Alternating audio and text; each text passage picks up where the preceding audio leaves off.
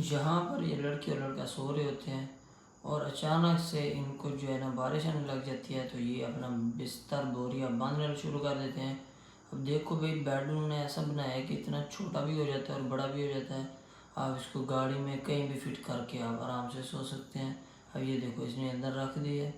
अब देखो इसको कैसे ये खोलती है, देखो ये अब गाड़ी में भी फिट हो जाएगा। यहाँ पर बेड अपना बना के आप इजीली रेस्ट कर सकते हो। ये देखो, वाह अमेजिंग दोस्तों, मज़ा आ गया ये वीडियो देखकर। लाइक तो बनता है यार। ये देखो, वाह अमेजिंग, क्या बात। इस वीडियो के लिए यार सब्सक्राइब